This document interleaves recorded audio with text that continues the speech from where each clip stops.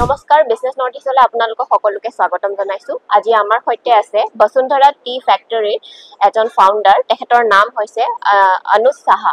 আমি তেখেতৰ পৰা জানিব বিচাৰিম যে তেখেতে এই ব্যৱসায় যাত্ৰা কেতিয়াৰ পৰা আৰম্ভ কৰিছিলে। নমস্কাৰ বিজনেছ নটিছলৈ আপোনাক স্বাগতম জনাইছো। আপুনি এই ব্যৱসায়টো কেতিয়াৰ পৰা আৰম্ভ কৰিছিলে? আমাৰ এই বিজনেছটো আমি 2014 পৰা ষ্টাৰ্ট কৰিছিলোঁ আৰু এতিয়ালৈ আমি মোটামুটি সকলো ধৰণৰ চাহ বনাবলৈ সক্ষম হৈছোঁ। প্ৰথমত আমি গ্ৰীণ টি বনাইছিলোঁ, তাৰপিছত গ্ৰীণ টি বনোৱাৰ পাছত আমি লাহে লাহে বেলেগ বেলেগ চাহ বনাবলৈ আৰম্ভ কৰোঁ আৰু এতিয়া আমাৰ লগত 40টা ভেৰাইটি চাহ আছে।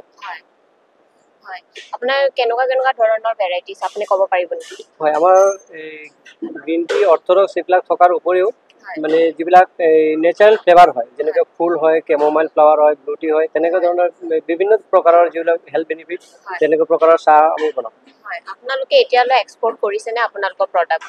হয়, আমাৰ চাহ 3 বছৰৰ পৰা জাৰ্মানীলৈকে গৈ আছে। জাৰ্মানী, ডুবাই, ওমান এইবিলাকত যায় আৰু এতিয়াও আমি ইয়াত যিটো কনভেঞ্চত আহিছোঁ তাত বহুত ধৰণৰ বায়াৰ্ছক পাইছোঁ। ভৱিষ্যতেও আমি আশা কৰি আছোঁ যে বাহিৰত আমাৰ চাহ যেনেকৈ যায়। যেতিয়া আপোনালোকে ফাৰ্ষ্ট এই ব্যৱসায়টো কৰিছিলে, আপোনালোকে কিমানমান টকা ইনভেষ্ট কৰি এই ব্যৱসায়টো কৰিছিলে? প্ৰথমতে আমি সৰুকৈ কৰিছিলোঁ। প্ৰথমত আমি যে হেণ্ড ৰোল চাহ বনাই পেলাই আৰম্ভ কৰিছিলোঁ, তেতিয়া ধৰক যেনেকৈ বাগানে আছিল আৰু তেনেকৈ আমাৰ যাত্ৰাটো আৰম্ভ হৈছিল। তো কিমানমান টকা ইনভেষ্ট হৈছিলে আপোনালোকৰ? টকা ইনভেষ্ট বুলি কওঁতে গ'লে প্ৰথমতে 1-2 লাখ টকা হ'ব। 1 পৰা 2 লাখ টকা। তাৰ কিমানতে আমি মেচিন 1-2টা আনি পেলাই ড্ৰায়াৰটো আনি পেলাই বনালোঁ। তাৰপিছত এতিয়া অলপ বঢ়াবলৈ দিছোঁ। আপোনালোকে প্ৰডাকশ্যন যে কৰিছে, আপোনালোকে চ'ৰ্চৰ পৰা আনে নে আপোনালোকৰ নিজৰে টি ফাৰ্ম আছে? আমাৰ নিজৰে হয়, বাগান আছে। আমাৰ বাগানটো সম্পূৰ্ণ জৈৱিক পদ্ধতিত কৰি আছোঁ। আমাৰটো অৰ্গেনিক চাৰ্টিফাইড। আপোনালোক কিমানমান ডাঙৰ হ'ব, মানে কিমান এৰিয়ালৈ আপোনালোকে এই প্ৰডাকশ্যনখিনি কৰিছে? আমাৰটো 20 বিঘা মাটিত আছে, বাগান আছে। আপোনালোকৰ এতিয়ালৈ আপোনাৰ প্ৰফিট কিমান হৈছে বা আপোনালোকে এক্সপৰ্ট কিমানমান কৰিব পাৰিছে বাহিৰত?